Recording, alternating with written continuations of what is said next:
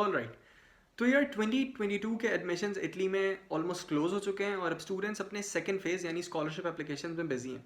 अब बहुत सारे स्टूडेंट्स ने मुझसे क्वेश्चन पूछा कि वो जब भी स्कॉलरशिप एप्लीकेशंस के बारे में इंफॉर्मेशन देख रहे हैं या यूनिवर्सिटी की वेबसाइट को देख रहे हैं स्कॉलरशिप से रिलेटेड, तो वहाँ पर ईजे का जिक्र किया हुआ है। व्हाट इज़ ईजे, जिसकी अगर मैं फुल फॉर्म की बात करूँ तो वो indicator of equivalent economic situation है।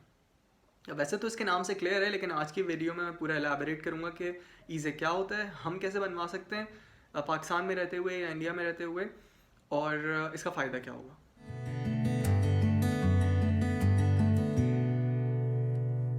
तो यार इसके लिए हमें थोड़े से बैकग्राउंड को समझने की ज़रूरत है।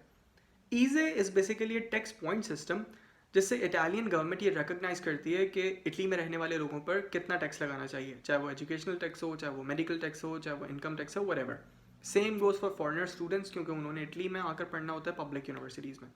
अब जब हम एडमिशन अप्लाई कर रहे होते हैं यूनिवर्सिटी की वेबसाइट पर फॉर एग्जांपल फीस लिखी हुई होती है कि 700 यूरोज टू 3000 यूरोज एनुअल, तो बेसिकली ये आपसे 3000 यूरो कोई नहीं ले रहा होता। इटालियन गवर्नमेंट जब आप एडमिशन ले लेते हो और आप स्कॉलरशिप एप्लीकेशन के लिए अप्लाई करते हो, तो इटालियन गवर्नमेंट या वो स्कॉलरशिप रीजन आपसे ईजे वैल्यू मांगता है।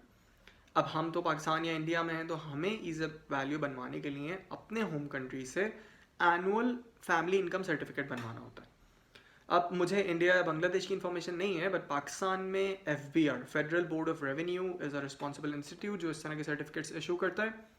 और कुछ इटालियन रीजन्स एफिडेविट यानी स्टैम्प पेपर पे नोटराइज सर्टिफिकेट को भी एक्सेप्ट कर लेते हैं। अब इस सर्टिफिकेट में बेसिकली आपने जो कंटेंट लिखवाना होता है उसमें आपका जो सोर्स ऑफ इनकम है, फॉर एग्जांपल अगर फादर हैं तो फादर की तरफ से वो सर्टिफिकेट लिखवाया जाता है जिसमें एनुअल इनकम अपनी लोकल करेंसी में भी डिक्लेयर की जाती है और यूरोज में भी। साथ में मेंशन किया जाता है कि हमारी फैमिली के मेंबर्स में फॉर एग्जांपल अगर आप लोगों की कोई प्रॉपर्टी नहीं है तो ये भी मेंशन किया जाता है कि हमारी या हमारे फैमिली मेंबर्स में से किसी की भी कोई पर्सनल प्रॉपर्टी नहीं है। अब ये चीज़ थोड़ी सी डिफर करती है कि आपने अपना ये इनकम सर्टिफिकेट जो बन चुका है आपके होम कंट्री से, इसको भेजना किस तरीके से। कुछ इटालियन स्कॉलरशिप रीजन्स एक ऑनलाइन पोर्टल बना देते हैं, नॉर्मली एक ऑनलाइन एप्लीकेशन होती है जिसमें आपने यही सर्टिफिकेट जस्ट अपलोड करना होता है, उसकी सॉफ्ट कॉपी।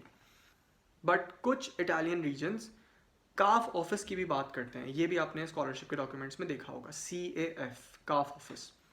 काफ ऑफिस बेसिकली एक टैक्स एजेंसी है जो यहाँ पर लोगों को असिस्ट करती है अपने टैक्सेशन सिस्टम्स, टैक्सेशन मैटर्स को डील करने के लिए। तो हर यूनिवर्सिटी एक काफ ऑफिस को सेपरेट असाइन कर देती है। अगर आप फर्स्ट केस में हो तो आप तो ऑनलाइन सबमिट कर दो और बस वो यूनिवर्सिटी रैंकिंग बना देगी स्कॉलरशिप, आपका काम ईजी है।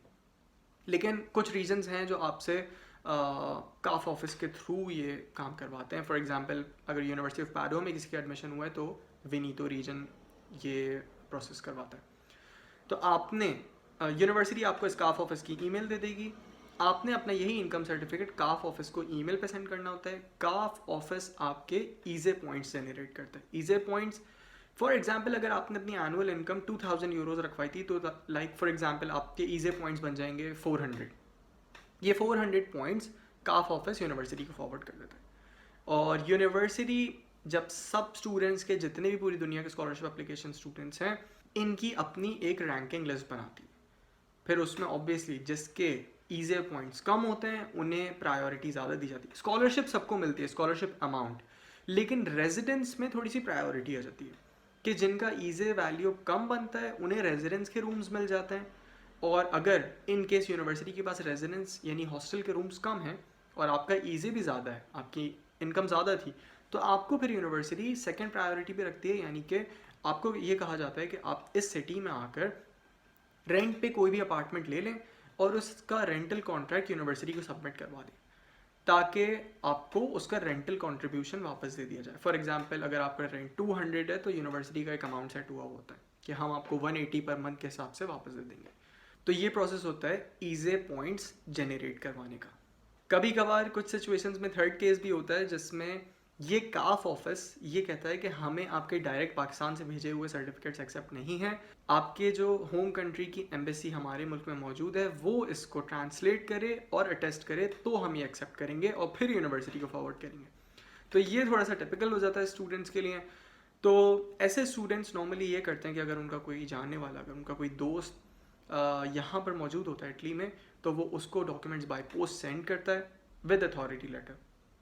फिर वो उसके होम कंट्री की एम्बेसी में लेकर जाता है, उसको ट्रांसलेट और अटेस्ट करवाता है, और फिर ये डॉक्यूमेंट्स काफ ऑफिस को फॉरवर्ड किए जाते हैं।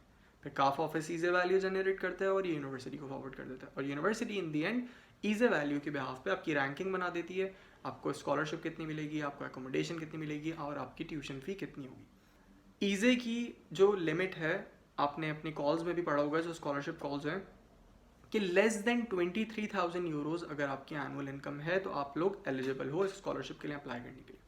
तो ये होता है बेसिकली ईजे और इसका अप्लाई करने का तरीका। आपको स्कॉलरशिप एप्लीकेशंस में कोई भी कन्फ्यूजन हो या इस वीडियो में कोई मिसिंग पॉइंट हो तो आप लोग कमेंट करो, मैं उसका रिस्पॉन्स दूंगा। और अगर आपको स्कॉलरशिप से रिलेटेड डिटेल्ड इन्फॉर्मेशन चाहिए तो उसकी मैं ऑलरेडी अपने चैनल पे वीडियो अपलोड कर चुका हूँ कुछ टाइम पहले, टाइप्स ऑफ स्कॉलरशिप के नाम से, जिसमें मैंने कम्प्लीटली एक्सप्लेन किया हुआ है।